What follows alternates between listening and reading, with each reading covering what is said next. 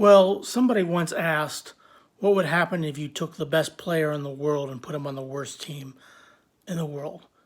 Well, you know now we know what happens. Lionel Messi joins Inter Miami, the worst team, pretty much the worst team in MLS, and they win 11 games. They win a cup. They're in a final for another one, and they basically they've gotten 7 points after 3 games in MLS regular season. Look, LAFC is a defending MLS champions. Okay, and like I said on Wednesday after the game against Nashville, this was going to be a different game because LAFC is not going to sit back and defend like Nashville SC did. And as it turns out, they didn't. They came out and attacked. And Bouanga had two great opportunities. Look, LAFC in the first 15 minutes, 20 minutes dominated this game. For all intents and purposes, they just dominated it. Okay? There was absolutely no opportunities for Inter Miami to do a whole lot except defend. And look, right now, Drake Callender has earned his call up to the U.S. men's national team. Okay? He is playing absolutely lights out. Okay? Absolutely lights out. And then, as the game goes on, then in the first half,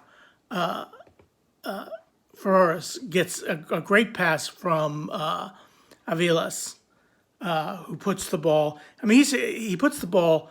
It goes right past the LAFC defender, and as he's falling down, he hits the ball one time and puts it past McCarthy, and absolutely, yeah. I mean, it was really a very well taken goal. Okay, then in the second half, it was the Lionel Messi show.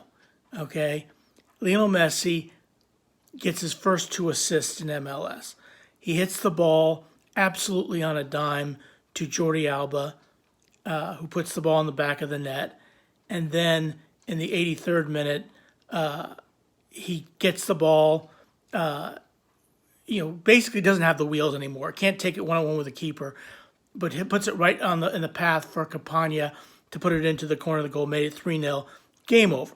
Okay, and look, for all intents and purposes, and Taylor Twellman's 100% correct. And BMO Field, it was Bank of California Stadium when I was there. I saw just really quickly, I saw LAFC play LA Galaxy there with Zlatan. Game ended 2-2. Really good game, though, but I digress. Inter Miami is absolutely poor when it comes to defending set pieces. And LAFC had goals to score. They were absolutely goals to score in this game for LAFC, and they just did not do it. Okay, had they gotten a goal, now they did get a goal, and it was off a corner kick, and Hollingshead headed the ball into the corner of the goal. Nothing that Drake Callender could have done about it, but an absolutely, it's one of those things that as you see the game, okay, all LAFC needed was to score a goal. If they get a goal, then everything is going to change, okay? But they couldn't. They didn't. And a lot of that was Inter Miami's FC's defense. I think that Miller's an outstanding defender. Aviles is good. Yedlin's good. But, for all intents and purposes, they just can't defend on set pieces. And there are goals to be had there, and that's really is Inter Miami's Achilles heel. But LAFC just could not take advantage of it, and that was that was it. Ultimately, Inter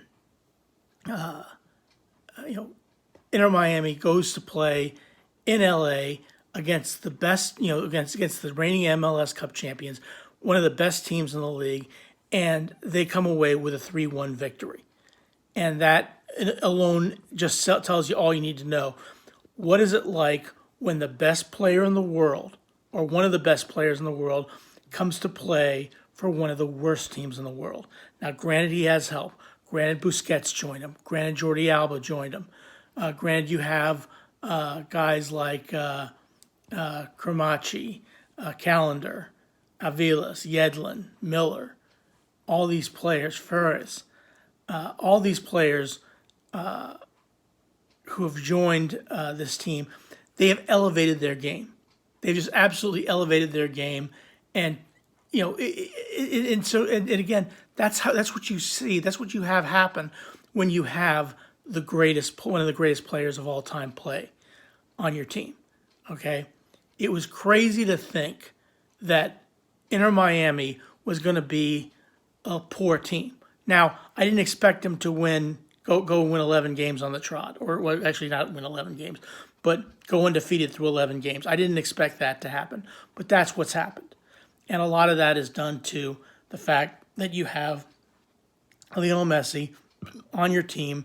Lionel Messi brings the level up, and that's what turns up. Now, Inter Miami, I'm just looking at the TV right now. They are 8 points away from playoff contention. 8 points away. Can they get 8 points? Who knows? The teams above them are going to lose, okay, if they keep winning. Now, they play next Saturday, but Lionel Messi's not going to be there. Busquets and Alba will be there, but Lionel Messi will not be there. So that's going to be interesting to see what happens next week when they play.